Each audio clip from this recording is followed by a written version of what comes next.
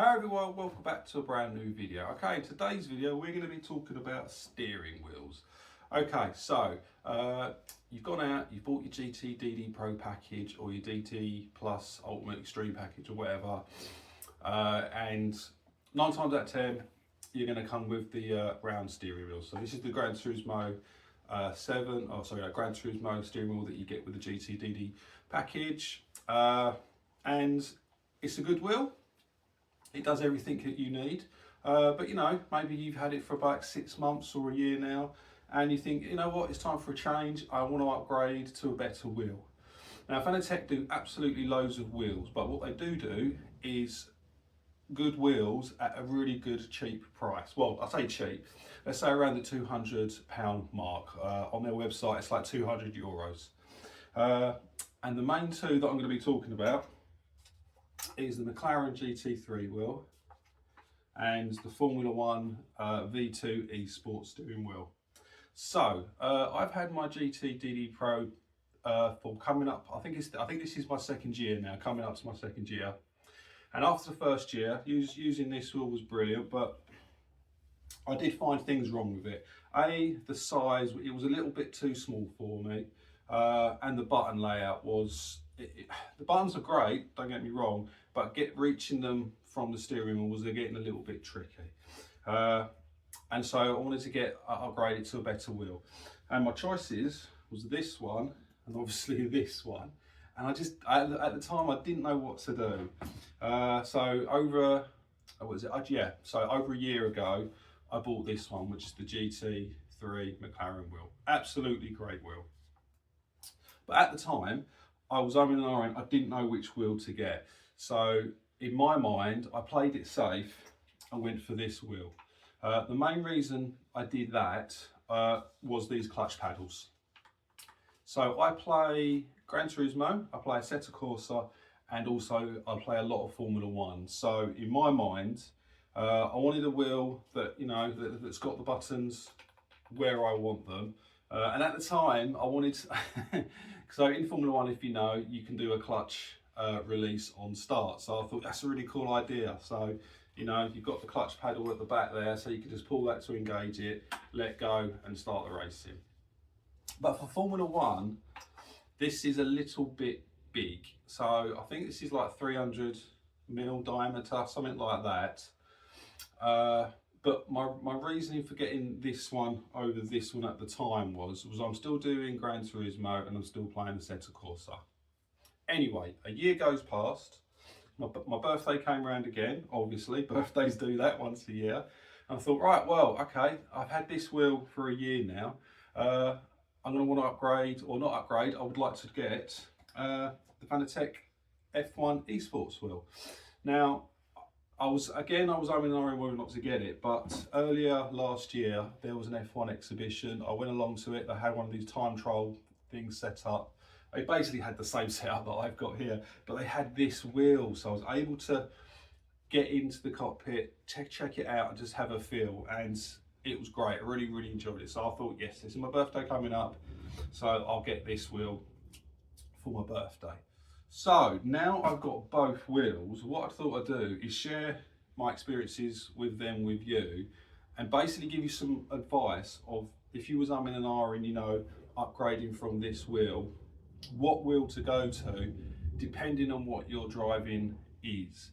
So let's just quickly go over the wheels first. We'll just quickly go over the wheels with construction and button layout and stuff like that. So obviously the McLaren wheel is all plastic. There's no metal on it, bar the quick release, which is on the back. That's the QR2 metal one.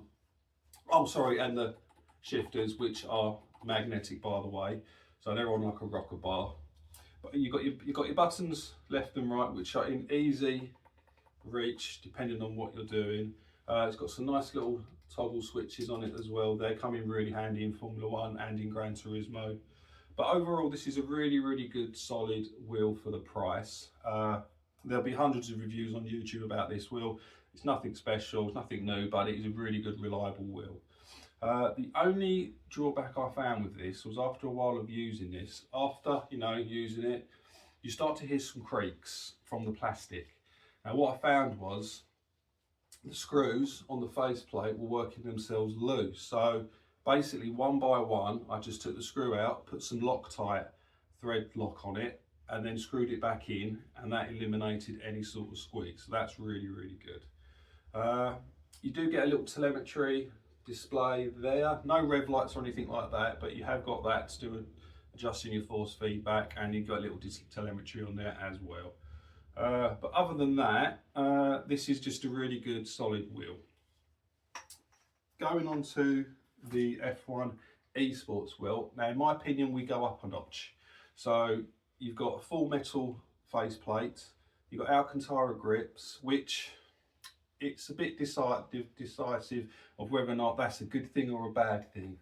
If you race bare-handed, you're going to rip these apart because the oils in your hands are going to get into it and it's going to shred it. Now I race in gloves, and so far they're still soft to touch and everything like that, so that's good. The buttons I think are a little bit better layout, so you've got literally 6 straight in front of you to grab hold of. And then you've got these 2 here, and then you've got a little joystick. We've got 2 joysticks, you've got one over here, and you've got your funky switch on this side. So you do have the buttons that you need. Obviously, you've got your magnetic switches on the back, and a keen eye of you would have seen I've got QR2 on it, but I've got a tan linky QR2. Now I might do a separate video on this, but I wanted another QR because I've got the QR2 lights on here. So basically I wanted one for every wheel, and I wanted to try these, and these have been out a while now, and they've not had any terrible reviews or anything like that, but I paid £35 for that one as opposed to 100 for the normal one. So I thought that was a good shout, and we'll give that a go, but I'll probably do a separate review on that anyway.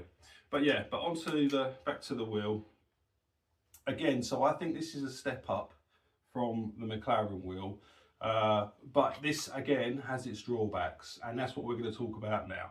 Sorry guys, just wanted to interrupt me doing the review. There was a couple of things I forgot to mention about the Formula 1 V2 wheel, and that's basically the rev lights and the telemetry. Now, so you've got rev light strip along the top, and then you've got these 2 side lights along the side of the telemetry, with also the telemetry in the middle. Now the telemetry isn't an OLED, it's a 7-digit display, however they call it. So obviously that shows you speed and gear changes relevant to the game. Obviously the rev light strip is at the top, and then you've got the little lights at the side. So they'll do things like, if you're in the pit lane, these things will flash up white. What I'll probably do is put a little screen left or right of here of me using this, so you can see that in action. And what's really helpful, if there's a yellow flag during a race, they'll flash up yellow, and then they'll flash green to indicate when you can start racing. And what I found was, because I've been using the Mclaren wheel for, where is it? There it is, yeah. Because I've been using the Mclaren wheel for such a long time, obviously there's no rev lights on this whatsoever, and I relied on a little display on my phone to give me that such information. But with this wheel, this is absolutely brilliant. I didn't realise how much I missed a rev lights until I used this, and especially the side lights, you know, to flash yellow when there's an incident on track, and then flashes green. And when the lights go down at night, this thing really shines. So the telemetry during the day is a little bit tricky to see, mainly because, as you can see it's quite white, the digits. I don't know why that is. I'm guessing it's just like a layer of film behind it or whatever, but the blue at night, this literally becomes so clear to see. It's absolutely brilliant. And yeah, and the rev lights are a game changer. I think that's another reason why I think that if you're using this for Gran Turismo as well, because of those rev lights, it's brilliant. It helps so much when you're racing. So that's why I think that if you do Formula 1, but you also do Gran Turismo, then you can also, that's why I think you can use this wheel. It's such a good wheel for that. Okay, so I just wanted to get that in there. Back to me to carry on with the review. So what type of racing do you do? So for me, I'm doing Gran Turismo, Assetto Corsa, and F1. Now I'm massively into my F1, and I play Gran Turismo. Well, I play it every week because I do the weekly challenges, but if you was to go by hours, I'd probably spend more time on F1. So let's say you're an F1 racer, but you dabble in Gran Turismo and maybe a bit of Assetto Corsa. This wheel will be more tailored to you. It's really good in Gran Turismo.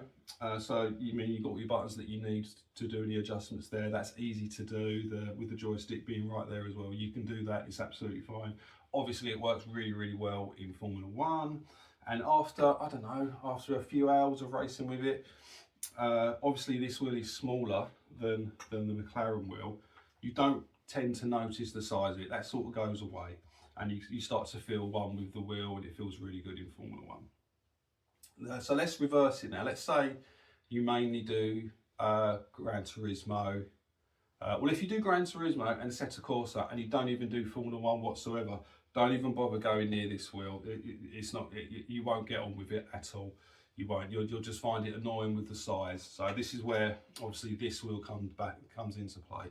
The size of this wheel helps with the bigger cars in Gran Turismo, especially in Assetto Corsa. I found in Assetto Corsa, because there's so much more feedback and detail that you get in that game, this wheel handles all of it really, really well. So let's say you're a Assetto Corsa player and you do Gran Turismo. Yeah, like I said, there's no point you even looking at this wheel. You're not going to like it. This is the wheel for you.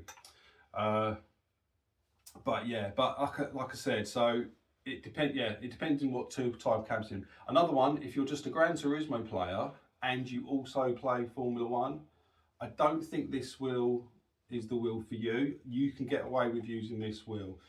This wheel, I think, does both jobs really, really well. Especially with the new F1 game coming out next month, or was it end of May, sorry. If you start to get more involved in that, then this wheel is going to work out more. It's better quality, the grips are really, really nice, and in overall between the two, this has got a better button layout. And one also thing you can do, which I might do in the future, you can also upgrade this to the advanced paddle module. So obviously you've got your shifters here, but with that you can get an extra 2 buttons each side. So you can add an extra 4 buttons to this, which will be really, really useful depending on what game you're doing. But yeah, I think that's probably what I'm gonna leave the video with you on. So like I said, depending on what games you're playing, will depend on what wheel you probably want to get. But like I said, if you're mainly Assetto Corsa and Gran Turismo, this is the wheel for you. But if you play Gran Turismo and Formula 1, then get this. And obviously if you're in mainly Formula 1 but do a little bit of the others, yeah, the full F1 V2 wheel is the wheel for you. Okay, all right, I hope that video gives you some help and some guidance of where to go. I mean, like I said, I was in that position over a year ago. I played it safe and went with this one, but I don't regret getting this one over this one first, because this is an absolutely great wheel. And especially with Assetto Corsa Evo coming out, hopefully later this year for PlayStation, this wheel is going to be the main wheel for that game, I'm guessing. It's really, really good priced, and the value you get out of it far outweighs like the plastic material and stuff like that. Really, really good. But like I said, if you're into Formula 1, then go ahead and get this wheel. You're not going to regret it one bit. Okay guys, well I hope that helped, and that'll end it for this video. Don't forget to like and subscribe, and I'll see you in the next video. Okay guys, bye.